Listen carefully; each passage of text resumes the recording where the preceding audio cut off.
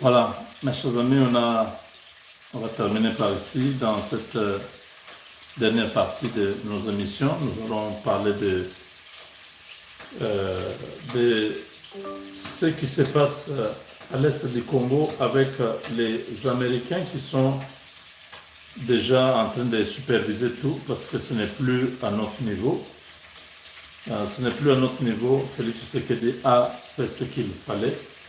Maintenant, c'est la CIA qui a pris les choses en main. La CIA est en train de donner à la RDC tous les instruments capables de pouvoir désactiver complètement le Rwanda et tous ses supplétifs. C'est-à-dire, ne soyez pas surpris dans les jours qui viennent qu'on vous dise que voilà, Kagame avait fait telle chose, on va les sanctionner, on va l'arrêter, il y aura ceci, les rapports mapping, tout ça, toutes ces choses-là que l'Amérique avait étouffées, avait cachées. La CIA regarde la bonne foi du Rwanda et essaye d'équilibrer. Si le Rwanda respecte ce qui a été demandé à faire, vous avez suivi, que ce soit Boulos, que ce soit la dame qui est au département d'État, que ce soit tous les officiels américains, ils disent que nous avons donné à la RDC au Rwanda, donc un canevas, ce qu'il faut faire. Tant que le Rwanda respecte ça, évolue, ça va. Mais quand le Rwanda montre de la résistance, cherche à gagner du temps, on cherche aussi à brandir, à sortir des choses qui vont l'affaiblir. Donc là, la CIA travaille comme ça avec le gouvernement congolais, notre département de cybercriminalité.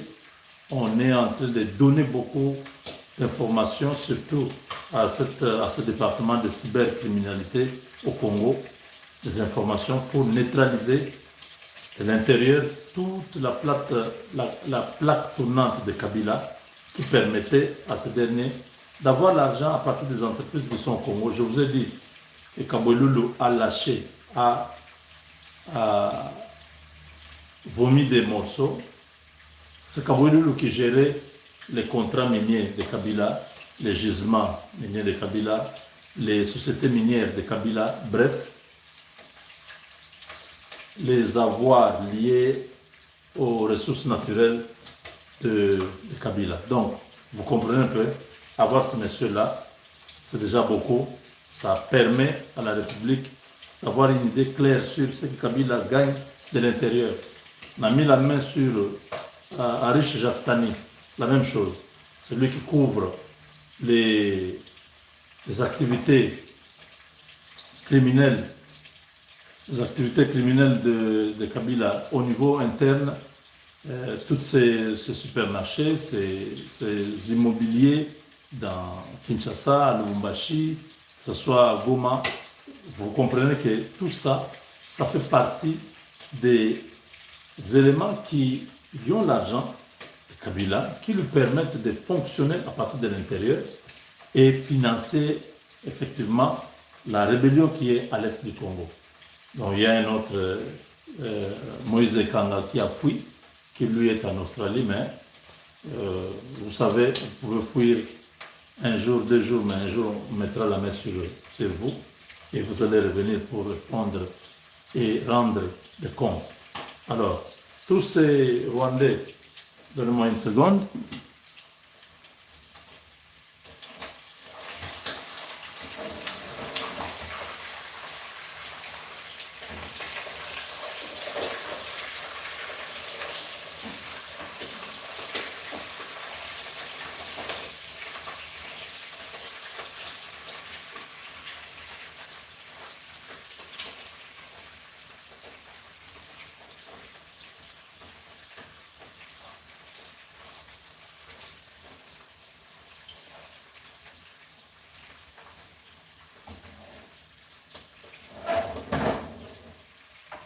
Donc, comme je le disais tout à l'heure, que tous ces Rwandais que vous voyez là, Kagame, Kabarebe, Kabila, les Nkunda, tous ces clans. Si nous devons être sincères, c'est que maintenant, c'est là le déclin de ces criminels. Ces mercenariats, c'est terminé. Ils vont être tous désactivés. Progressivement, il y aura la paix. Vous voyez, en Angola, il y a eu 25 ans de guerre. Savimbi d'un côté, Eduardo Santos de l'autre. Mais quand les Américains se sont imposés, il fallait laisser un vivre. Et Savimbi a été tué. Donc Kabila qui blague, qui croit que le Congo c'est un champ de patates douces, il peut venir faire ce qu'il veut, il va être liquidé. Kagame va être liquidé. Tous ces Rwandais vont être liquidés. On va avoir un modéré. Je vais vous dire, les remplaçants de Kagame, nous les connaissons déjà. Et il est déjà en activité. Il est soit, donc, il est soutenu, il est formé, on est en train de le préparer. Il pourra unir les Rwandais de l'Est et les Rwandais de l'Ouest. Il va unir les Tutsis et les Hutus. Il va unifier les Rwandais. C'est un plan qui est déjà mis en place. Ces gens que vous voyez, demain, ils ne seront plus là. Ils sont en train de jouer leur dernière carte. Ils ne comprennent pas. Les Américains ont travaillé avec Mobutu pendant 32 ans. Mobutu ne pouvait pas se douter de ces relations qu'il avait déjà vraiment beaucoup développées avec les Américains. Quand ils ont décidé de se débarrasser de lui, c'était en un clin d'œil. L'affaire était finie. Si ces Rwandais ne comprennent pas, ils continuent. Kabila continue. Aujourd'hui, on nous a dit que Kabila a tenu une réunion secrète avec ses proches. Il a tenu une réunion avec la MONUSCO. Et après cela, il est allé à Rumangabo, au camp d'entraînement, au centre d'entraînement et de formation, pour voir les militaires qui sont là-bas formés, qui se préparent. C'est bon. Il ne sait pas ce qui lui attend.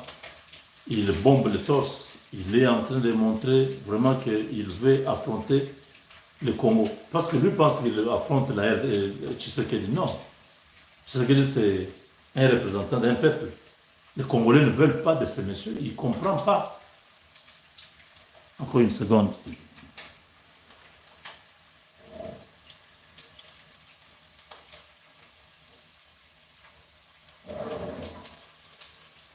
Donc, il ne comprend pas. Il ne comprend pas que le peuple ne veut pas de sa présence. Je crois que beaucoup ont suivi Alain Atundu, qui a parlé aujourd'hui, qui a dit clairement que nous avons été dirigés pendant 18 ans par un Rwandais. Qui ne connaît pas Alain Atundu? Alain Atundu a travaillé sous Mobutu. Il était un agent de renseignement. Donc, c'est quelqu'un qui connaît bien ce qu'il est en train de dire.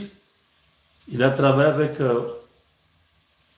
Kabila pendant les 18 ans. Il était là.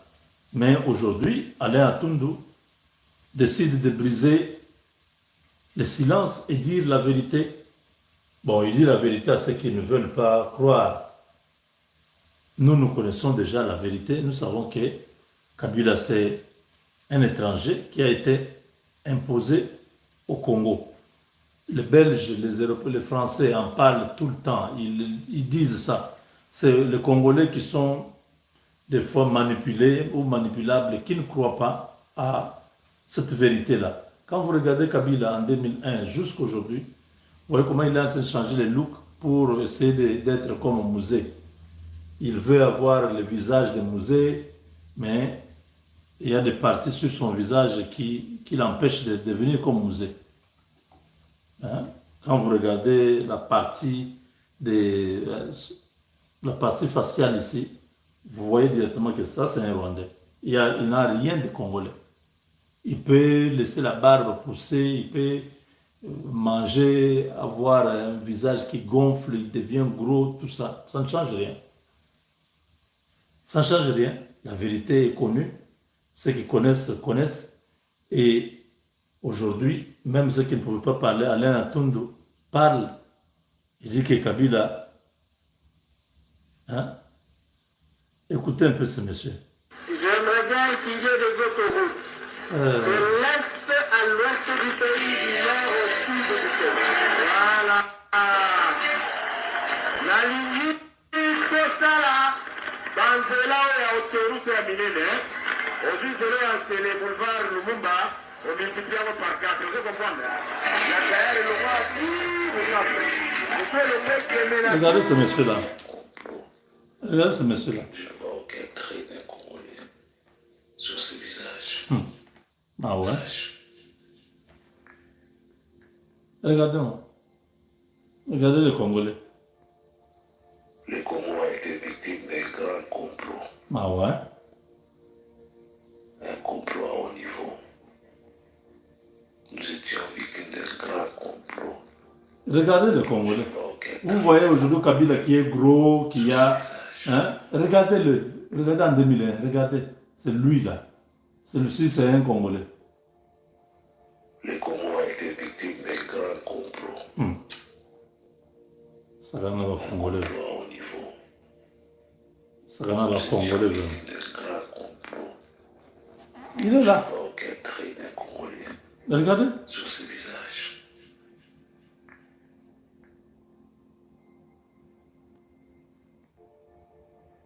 Le Congo a été victime d'un grand complot. Un complot à haut niveau. Nous étions victimes d'un grand complot. Je ne vois aucun trait d'un Congolais sur ce visage. Le Congolais continue à dire Kabila est venu. Je vois déjà tous ces gens-là qui soutiennent Kabila, qui sont à Goma. Rassurez-vous.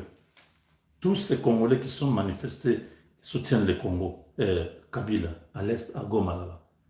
Rassurez-vous que le deal américain ne passe pas. Vous avez signé déjà votre exil comme ça. Personne ne reviendra au Congo.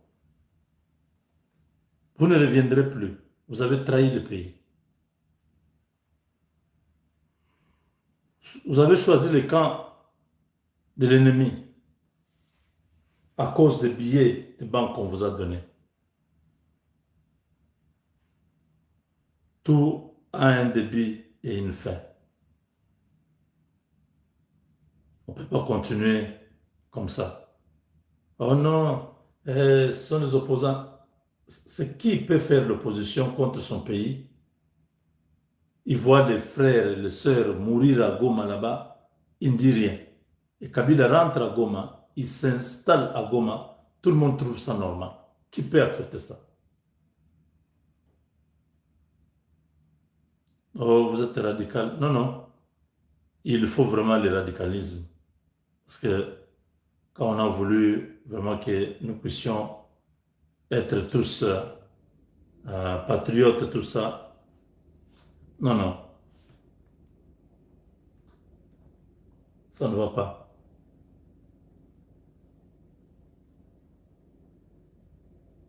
Écoutez Atundu. Attendez, écoutez Atundu. Bandaka bo Souda, il y a FPR. FPR, c'est-à-dire Force Patriotique Rwandaise. Mon continent, c'est James Kabarebe. Mon continent, c'est Kaga. Est-ce que Ami Sikol, na Bokonzi Obama, Azaki na FPR, en tant que Rwandais, ou en tant que mercenaire. Président honoraire Kabila, à Bandaka, Bo Souda, il y a FPR. FPR, c'est-à-dire Force Patriotique Rwandaise. Vous avez suivi? Mon collègue Zaki Kaga. Ami Sikol, na Bokonzi Obama, Azaki na FPR, en tant que Rwandais, ou en tant que mercenaire. Vous avez suivi, hein? Donc, tout est clair. Même ceux qui ne pouvaient pas parler, maintenant, ils nous disent, parce que tous les Congolais doivent être ensemble. Nous devons tous nous tenir ensemble pour mettre fin à ce cinéma qui se fait à Goma, où les gens continuent à relayer des histoires. Kabila a fait ceci, Kabila est arrivé à Goma, Kabila. Nous ne voulons pas de ça. Nous sommes concentrés à avoir un partenariat avec les États-Unis, développer notre pays, c'est tout. Le reste, ça ne nous concerne pas.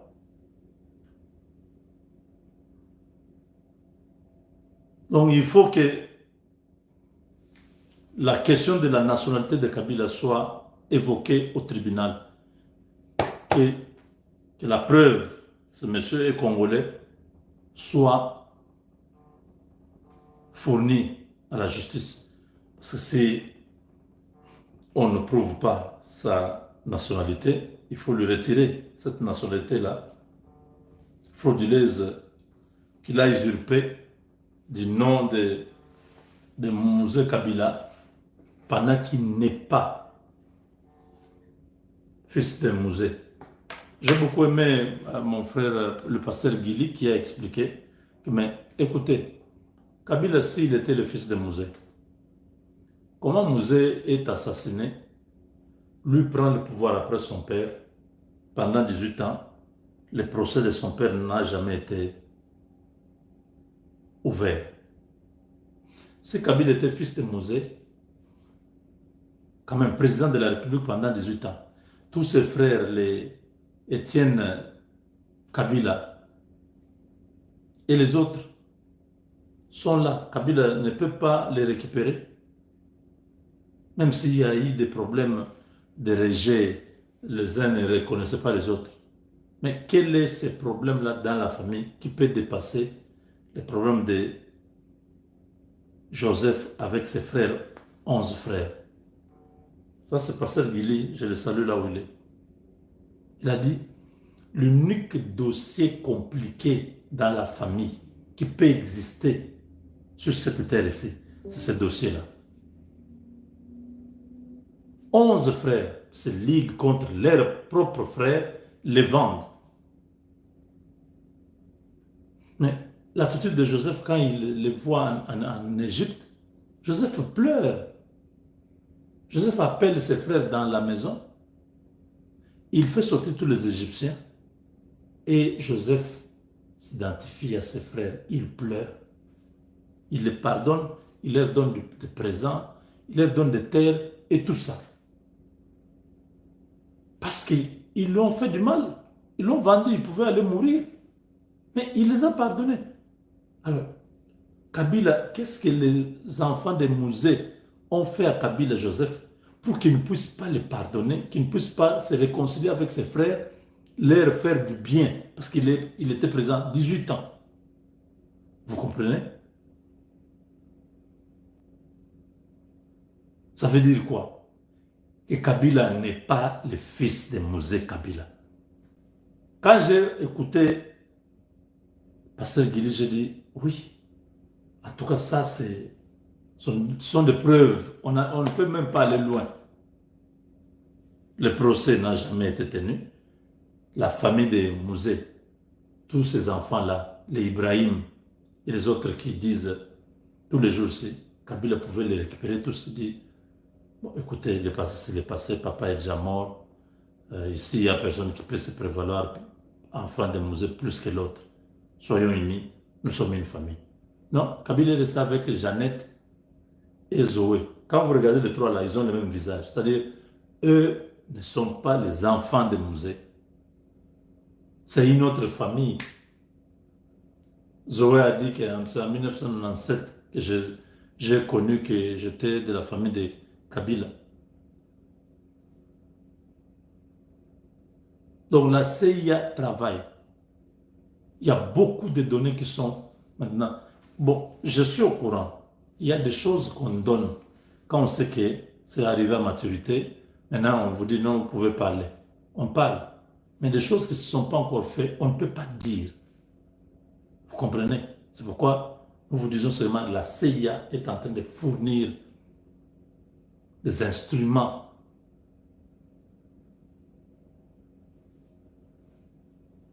pour détruire le Rwanda.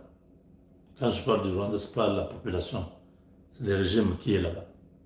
Tous les Rwandais, Kagame, Kabila, tous ces gens vont être complètement effacés.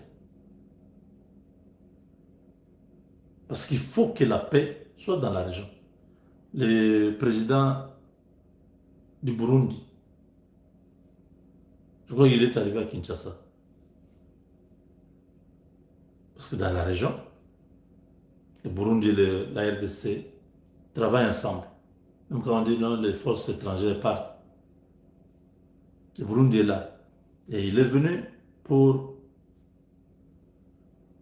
une séance de travail, voir. S'il n'est pas venu, c'est qu'il va venir peut-être demain. Mais j'ai l'information dans la journée qu'il devait faire le déplacement de Kinshasa. Donc, Kabila est là-bas. Et de l'autre côté, le Burundi et la RDC se préparent. Parce que l'accord avec les Américains, c'est autre chose. L'armée congolaise doit faire face à ce banditisme des terroristes qui sont à Goma. Il faut leur donner une leçon. Je dis au président qu'il puisse nommer directement le général Luboya, qu'il prenne la tête de l'armée, qu'il puisse donner un souffle nouveau dans l'armée, qu'on nous envoie au front des jeunes lieutenants, des jeunes capitaines, des jeunes majors, qu'ils aillent commander les 100 nouveaux, les 100 de la jeunesse avec l'intelligence et toute l'expérience des formations qu'ils ont connues. Bokoyo Kassango, les pilotes de drones qui sont dans l'armée, tous ces gens mettre à contribution. Bokoyo Kassango, ces gens-là vont fuir, ils vont quitter, ils vont laisser tout le territoire qu'ils ont.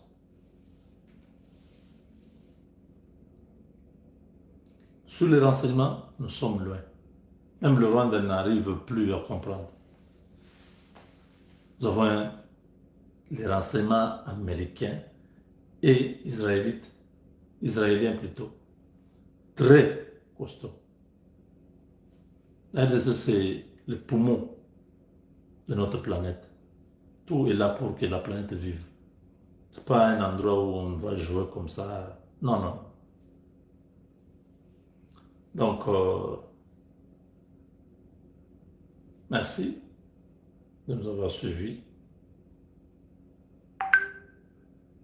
N'oubliez pas, nous sommes le 26, donc dans 4 jours, dans 5 jours, le mois est terminé. Et les 15, tout est fini entre nous et les Rwandais. Avec Dieu, nous vaincrons. Les Américains sont très sérieux. Hein? Tous les jours, ils parlent, ils font une déclaration. Tous les jours, même si je n'ai pas dit ce qu'ils ont dit aujourd'hui, mais il y a toujours une évolution dans cette histoire. Les entreprises américaines sont prêtes. Il y en a aujourd'hui qui se sont encore ajoutées sur la liste, qui veulent venir au Congo, qui ne veulent plus acheter les produits qui est déjà travaillé. Ils vont travailler sur place au Congo, avoir les produits finis, permettre à la population congolaise d'avoir du travail. Avec Dieu, nous vaincrons.